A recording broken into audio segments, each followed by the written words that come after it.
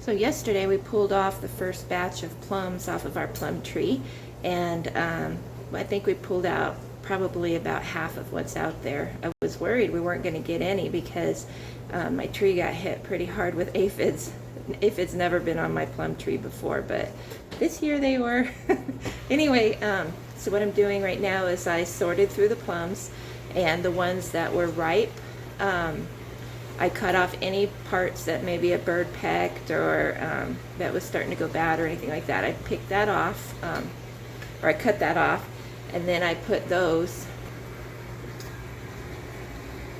in a pot, and I leave the pits in and the skin on and everything. And what I'm doing is I'm gonna bring this kind of to a simmer and let it simmer until everything gets soft, and what I'm creating is a pulp.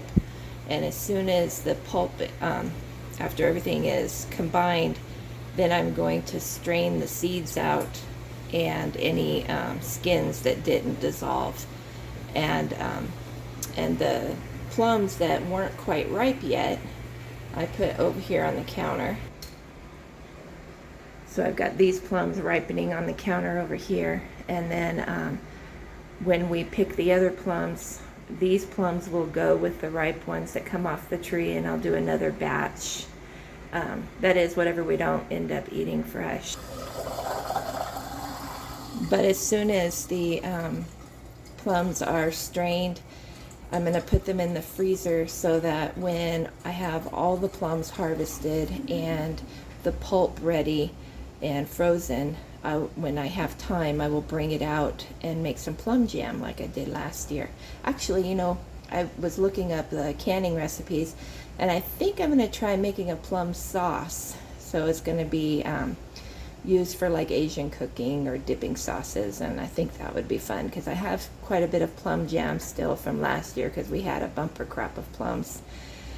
So anyways, I'll bring you along with that when we do a canning day for that.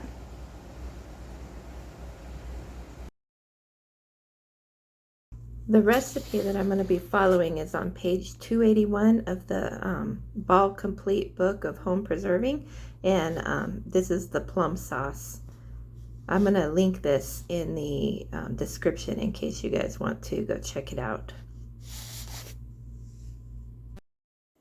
And here are the ingredients that we're going to be working with today as we make this plum sauce. This here is the plum puree. And we've got some water, we've got sugar, brown sugar, onions, ground mustard, grated ginger root, pink Himalayan salt, garlic, and jalapenos. Actually, you can use any kind of green chilies that you like. And in my stainless steel stock pot, it's got a heavy bottom on it. We're just going to start adding the ingredients. So everything's going to go in here except for the plum puree. We're going to be stirring this constantly as it comes to a boil. This is going to be on high heat. And then when it becomes, well, then we're going to add the plums and then return it to a boil. And we're going to reduce the heat and boil it gently, stirring occasionally until thick and syrupy. And it's going to take about an hour and a half to an hour and 3/4.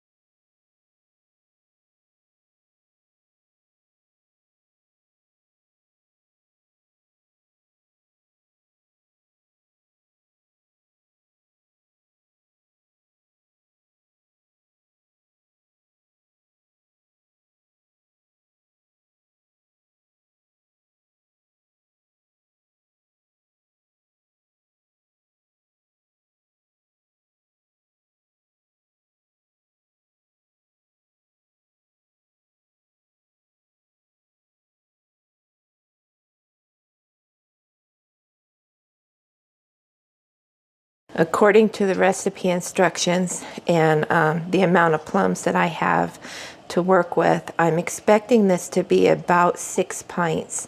So I'm going to go ahead and wash up my jars in hot soapy water. And then I also wash the canning lids in hot soapy water. And then I'm going to prepare the canner. So I'll bring you back.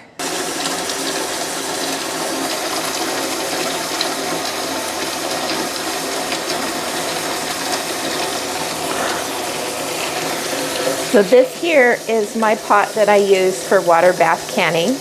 This pot was designed for that.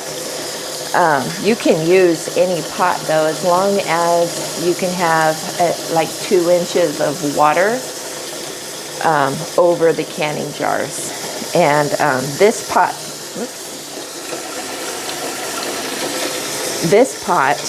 comes with the rack that the jars sit on, so they're not sitting directly on the bottom of the pot.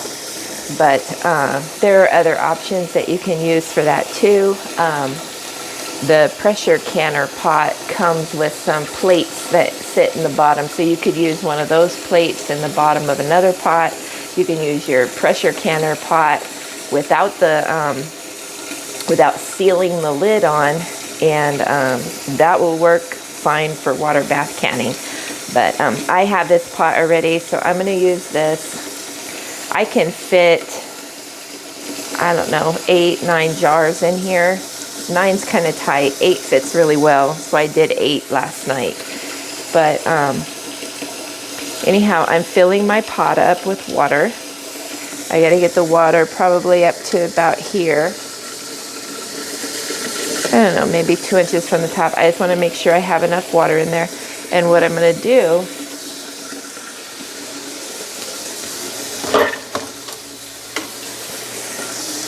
while I'm bringing this water up to a boil, I'm going to be letting it sterilize my jars.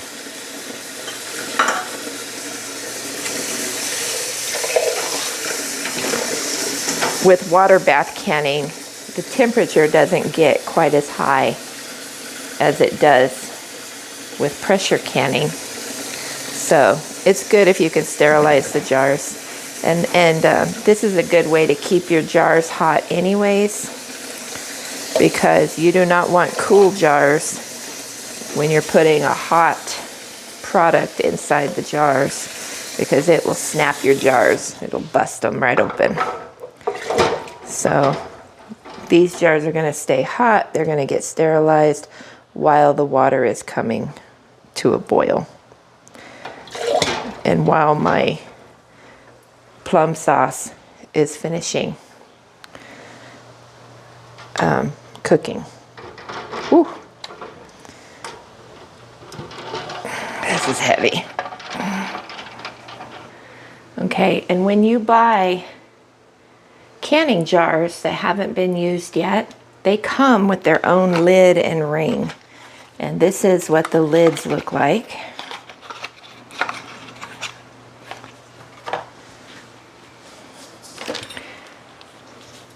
So here's what the lids look like, and here's what the rings look like. But when you have already used your jars and you're going to reuse them again, because those lids are only good, the rings are good until they wear out, but these lids are only good for one canning session.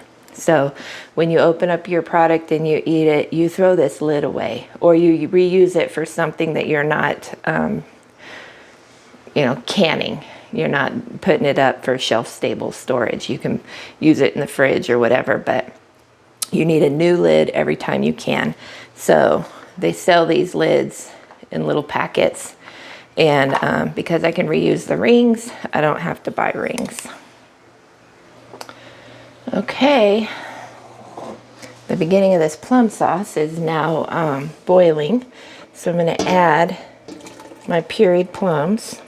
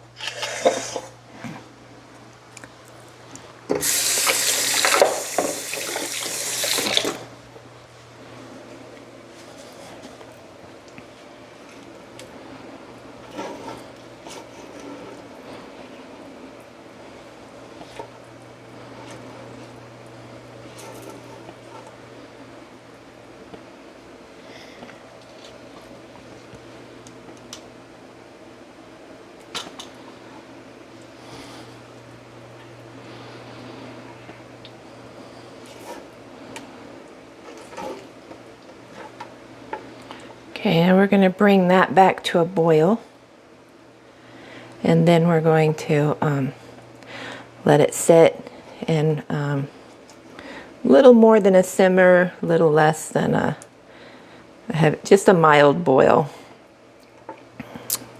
until we like the consistency, and some of those onions will cook down and the chilies will cook down, and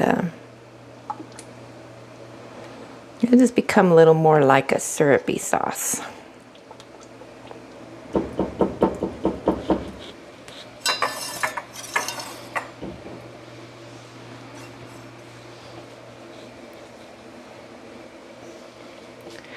And over here, the jars are in there. And when this starts boiling, I'll turn it down so that my water doesn't boil away. And I'm going to wash my lids now. I'm just going to wash them in hot soapy water. There's no need to boil the lids.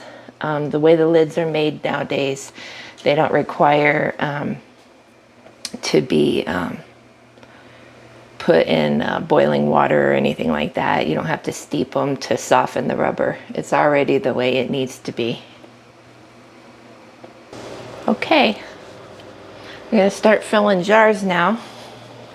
So what I do is I take each jar out.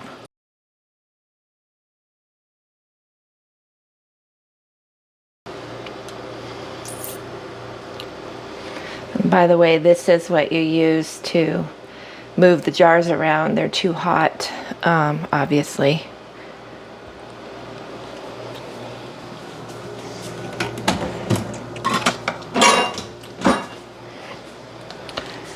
And then also use a canning funnel, and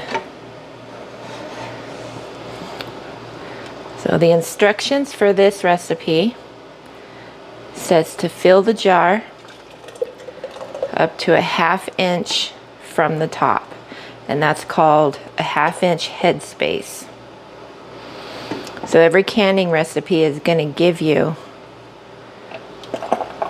the amount of headspace that you need in each jar.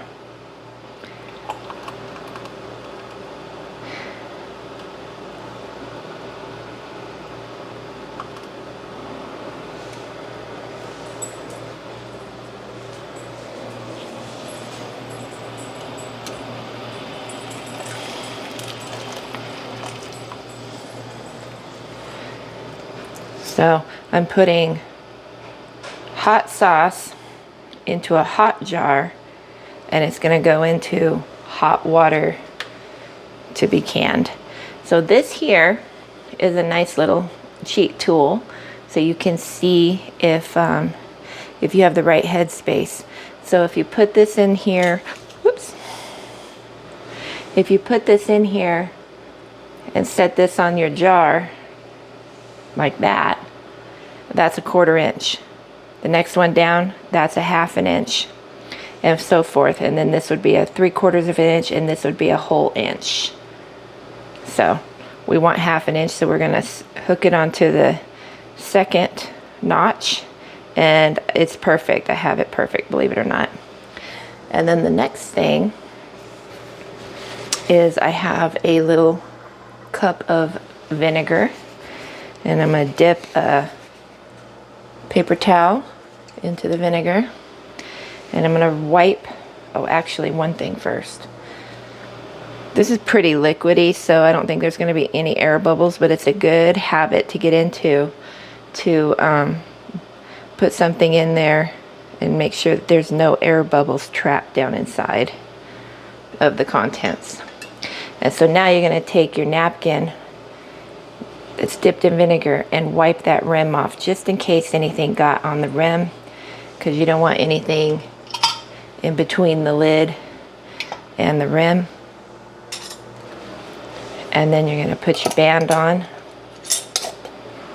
and the instructions say finger tight, which means that once you've just done this until it stops, and then you're going to hold on to the jar which is warm, so you can use something if you want. My fingers are pretty tough, but you're gonna turn it to where your fingers turn it. Don't turn your wrist or get your arm into it, just your fingers.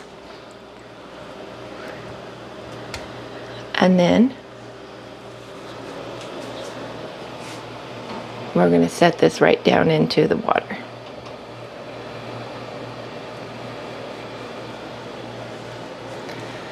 And now this next jar is still very warm. It's still warm enough to put this sauce into it.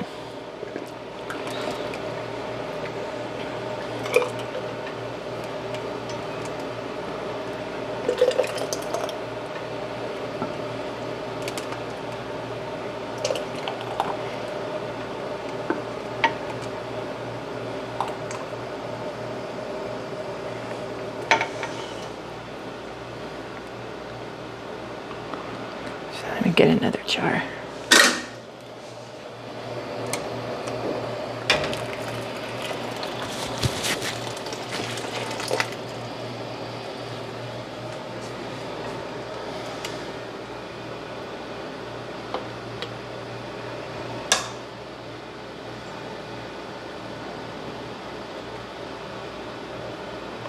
Now I have my level just a little too high on this one.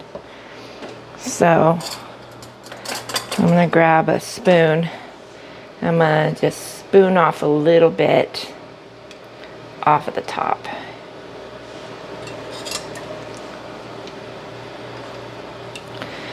And give this a little. Actually, I did see a little air bubble come up there.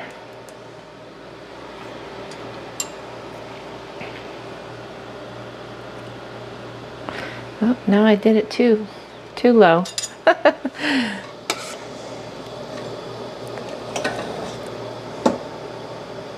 I pulled off too much.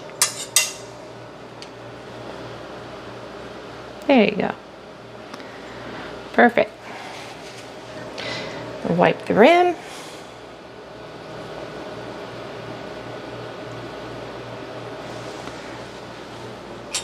Put a clean lid on. Put the band on.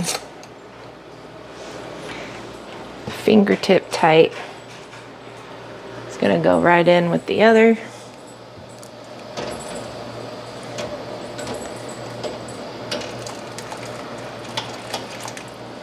And I'm gonna pull out the next jar. And I'm just gonna keep doing this until I got all my jars filled, and I'll bring you back.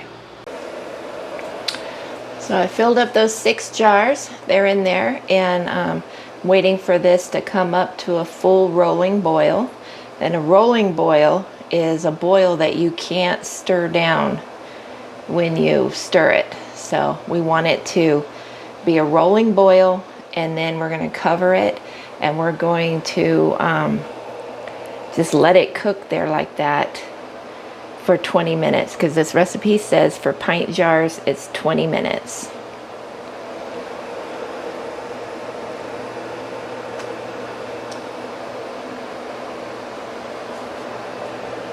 And here's what I had left. Not much at all. I think I'm going to see if I can get a jelly jar full, just so I don't waste that, because I think I might be able to fit it in that jelly jar there, so I'll let you know. And by the way, I almost made a mistake. So when I said 20 minutes, that's if you're at sea level or up to 1,000 feet. I can't remember what it is, but for where we live, because we're at 3,000 feet, I have to add 10 minutes to every time a recipe says how long it is for water bath canning. I have to add 10 minutes for my altitude, and that's important to do. So I'm actually going to water bath this for 30 minutes.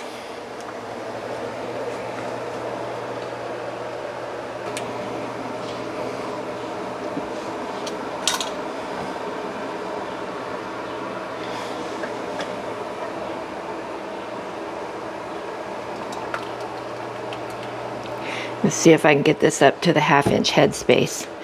And so the timing for the pint jars would also be the same for the jelly jars. What you have to look for is if you're trying to do a bigger jar, you need to have the time for that. But if you're going to use a smaller jar, you can do it for the same amount of time. That's what the recipe is for.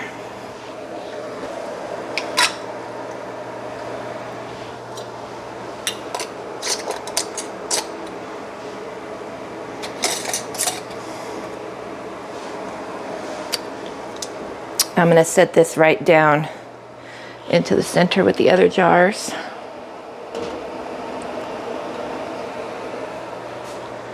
And the other thing I forgot to tell you is that when you're washing your jars, that's a good time to make sure that there are no cracks or chips. And then, and again, when you're wiping your rims, make sure that there's no chips that are gonna stop your seal from sealing. Any tiny little chip in the glass will cause a seal failure. So.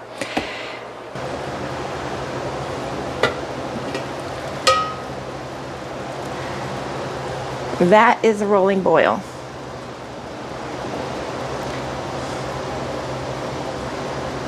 So we're going to keep it going just like that. And put the lid back on. And now I'm going to set my timer for 30 minutes for my altitude. And then as soon as that's done, we're going to turn the heat off, and I'm going to take the lid off and let it sit for 5 minutes before I touch the jars. We don't want to disturb the jars too much while they're at such a high heat, because it can cause siphoning. It can cause the, if they're not all the way sealed just yet, it can cause the contents to come bubbling up.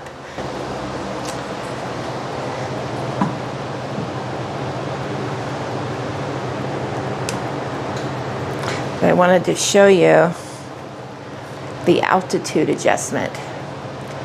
So this is in my Ball, the Ball Complete Book of Home Preserving. It shows in here for doing the boiling water canner method.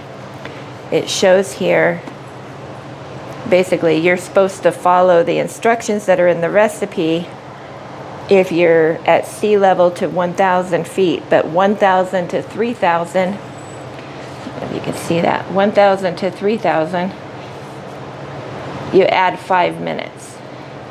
And 3,001 to 6,000, you add 10 minutes.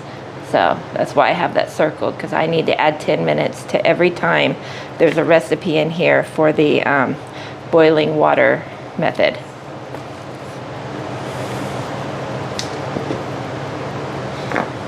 So get yourself a book and follow, just read it and learn how to do the different things. Learn which foods are high acid, which foods are low acid. All the ingredients that are put into the recipes, they're there for a reason. Some of them are there for flavor, but you'd be surprised how much is there, because it changes the pH of the contents. So we'll come back when these jars are done. Okay, we're going to turn this off. We're going to take the lid off. And we're going to wait 5 minutes. All right, last step. Now that it's been sitting here for 5 minutes, we're going to pull each jar out. And we are not going to tip the jar. We're just going to bring it gently right over here and have it sit right on the towel.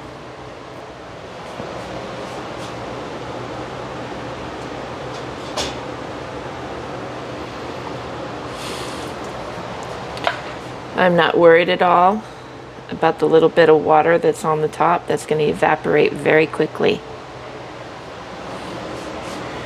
But you don't want to tip it trying to get that water off, because you don't want to take any chance on messing up your seal or having any kind of siphoning.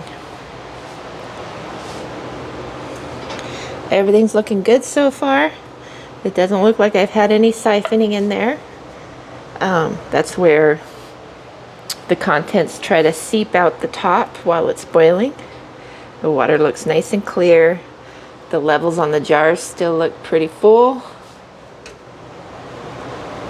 So I don't think I had any trouble.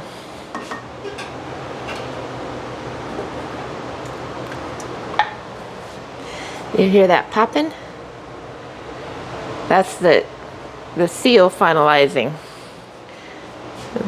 Once it hits that cool air, it causes that seal to suck, that lid to suck right down.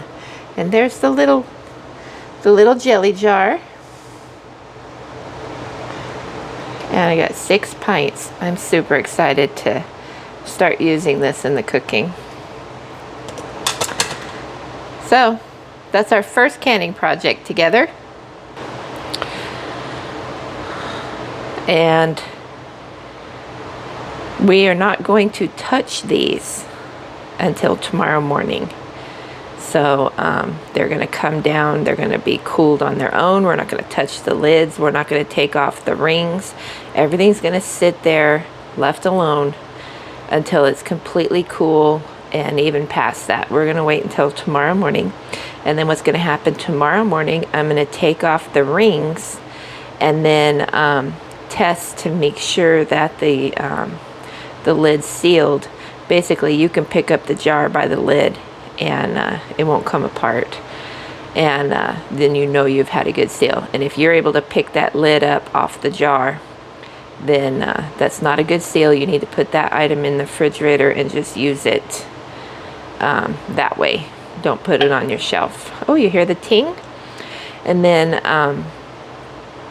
the other thing is I'm gonna wipe down the jars just to make sure that there isn't any extra debris that may be seeped out or anything like that.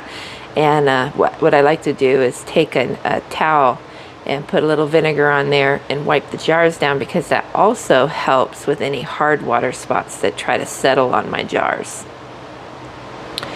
So anyways, hope all that's helpful, and we'll see about maybe recording some of the things that we use this sauce on.